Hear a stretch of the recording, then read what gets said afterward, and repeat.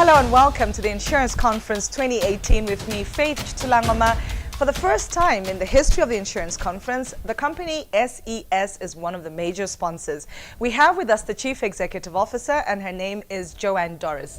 Joanne, hello and welcome to the program. Hi, Faith. Right. Now tell us a little bit about SES. Most of us have seen you for your beautiful ambulance service that you provide.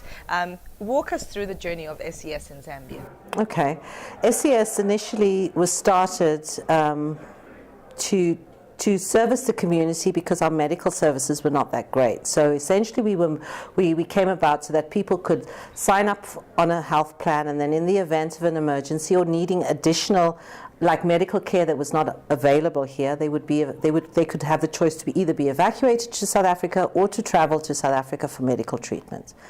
Over the years, obviously, that is no longer the case. So as the years went by, we found that there was a need for us to have plans that included local medical, because there are a lot of facilities here now that are doing more than adequately with regard to the medical services we provide.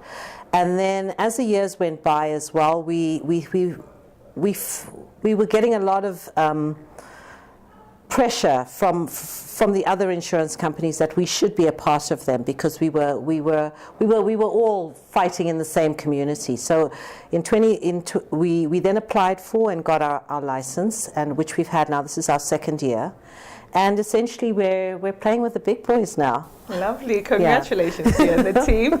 Since 1996, the very first time you started your business, opened your doors in Zambia, how would you describe the medical insurance space and how you're playing today? And connected to the theme of the conference, are you harnessing your true potential? And if not, why? I think that for me personally, I think SES has always been very forward thinking. I mean, as it is, we are the only insurance company that has got the gatekeeper model, where we believe that if we look after our members and offer them medical services as well as our insurance company, our insurance services, that we can actually make them healthier. So we've got primary healthcare clinics here in Livingston, in Kitwe, and in Lusaka, where we basically are there to look after our members, and the same with the ambulance service, so that in the event of an emergency, we are with you within that golden hour, and more often than not, we will save your life. So we are, however you look at it, worldwide we are innovative, because we are the only insurance company that is prepared to put that kind of money for our members. Over 20 years in business, do you have any success story that you're particularly proud of?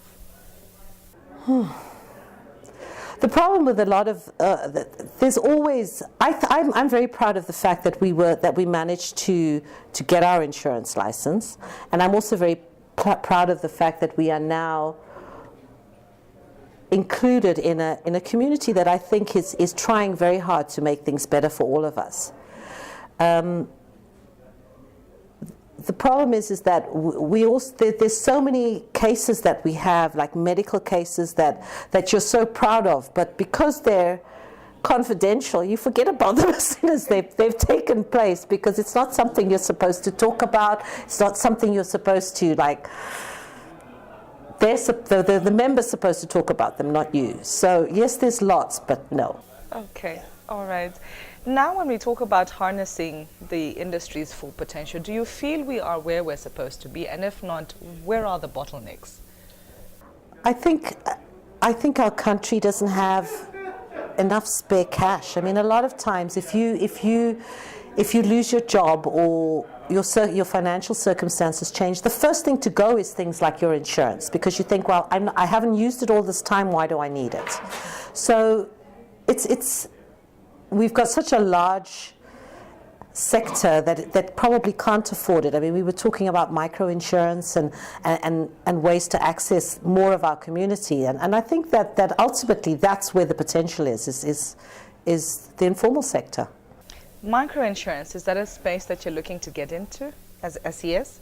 I would like to, from a corporate responsibility. I would like us to look at it, but I don't think it would probably be something that would be that viable for us at this time. We're still too new in this game. We need to get that right. We need to perfect what we're doing now before we can look at something else.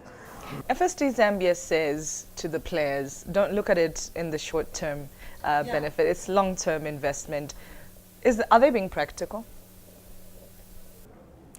I think that most things are long-term investments. I think that if you start any new venture, you have to wait at least 4 or 5 years to see the potential. And unfortunately, a lot of our shareholders and the people that sit at the back and wait for their money are not happy to wait that long for things, for their profits, or to see the benefits of a decision that you made 5 years ago. You know, so it's difficult for us sitting in our positions and saying, well, I think we should do this, and you need to wait 5, 10 years before you see your money. But I do think that not everything should be about money. I think service is essential. If you get your service right, you will get your profits. And your final word, talking about inclusivity, what are your plans and what are you seeing in the next 5 years?